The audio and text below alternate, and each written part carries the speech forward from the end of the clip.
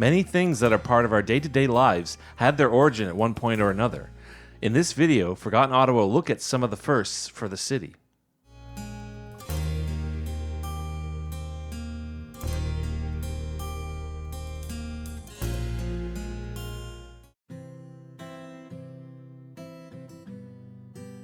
At 8 a.m. on March 5, 1928, pedestrians, motorists, and streetcar motormen saw the first automatic traffic lights in Ottawa. The lights were installed along Spark Street at the corners of Metcalfe, O'Connor, and Banks Streets. A police officer was on duty to direct pedestrians and traffic, as many were unsure what to do. The city magistrate at the time, Charles Hopewell, decided on a 45-second cycle for the lights, 20 seconds for green, 5 seconds for amber, and 20 seconds for red. Pedestrians were said to be the biggest offenders, with some ignoring the lights altogether. The police on the scene issued only warnings until people got used to the lights. With the relative success of the traffic signals, more were installed downtown throughout the year.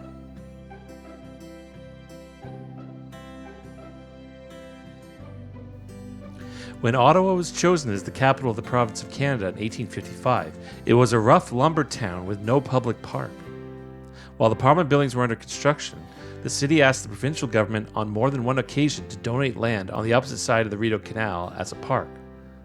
The government owned the land as it was once used for the homestead of Colonel John By and later his deputy, Major Daniel Bolton. However, each time they refused the city's request, as the government wished to use the land for the Governor-General's residence. Due to overrunning costs for the Parliament buildings, Rideau Hall was chosen instead. It wasn't until August 21, 1874, when the new Dominion government leased land across the canal from the Parliament buildings to the city. The park became known as Majors Hill Park, named after Bolton. The city agreed to maintain the park, build a road next to it, Mackenzie Avenue, and that the Dominion government would take back the land at any time at no cost. Due to the cost of maintaining the park, the city handed it back to the Canadian government in 1885.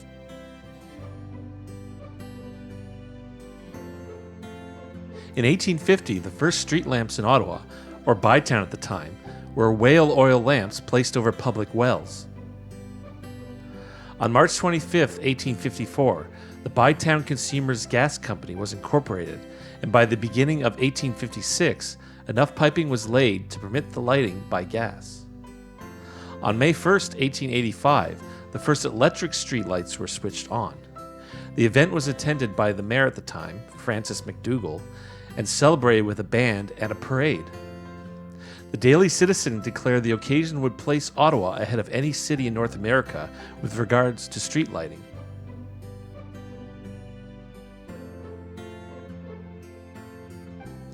On September 11, 1911, just 8 years after the first powered flight by the Wright brothers, aviation came to Canada's capital. The Central Canada Exhibition advertised a famous aviator would perform 2 flights per day. The exhibition was uncertain who would fly, as many of their choices had dropped out. In the end, 22-year-old Lee Hammond received the honor. Hammond had just recovered from 2 crashes into water, but was willing to make the flights. With his plane, the Red Devil, he took off at 1 p.m. from Slattery's Field, a pasture across the canal from the exhibition grounds. He circled the grounds for 5 minutes and then landed safely in the field. His second flight of the day, at 4 p.m., occurred with no issues as well. His remaining flights, however, did not go as smoothly. During his third flight later in the week, he encountered fog at 1,000 feet, which obstructed his vision. His engine also gave out during the flight, so he had to land heavily near the canal, avoiding yet another watery crash by only a few feet.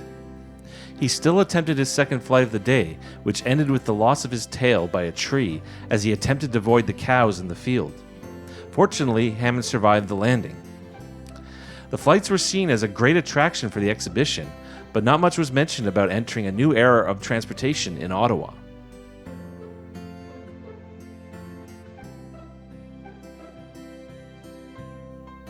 Macadamization came to Ottawa in June 1851 on York Street between Sussex and Dalhousie Streets.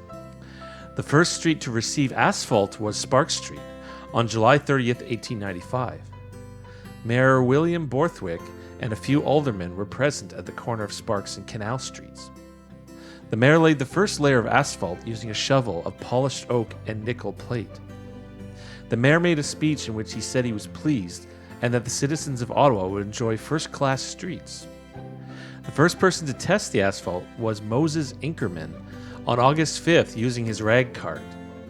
However, onlookers jeered him off the street as it was not open to traffic yet. After 3 weeks, well behind schedule and many complaints from local merchants on Sparks Street about the speed of work, the paving was completed. The asphalt turned out to be dangerous for horses, as they would slip when the surface was wet. In one instance, on November 7, 1895, the horse of Joseph Leblanc fell and broke its leg. The horse continued on, but fell again and unfortunately died. Thank you for watching. If you have any ideas of Ottawa First you'd like to see in a future video, please leave them in the comments. Also, if you'd like to see more videos on Ottawa's history, please hit the subscribe button.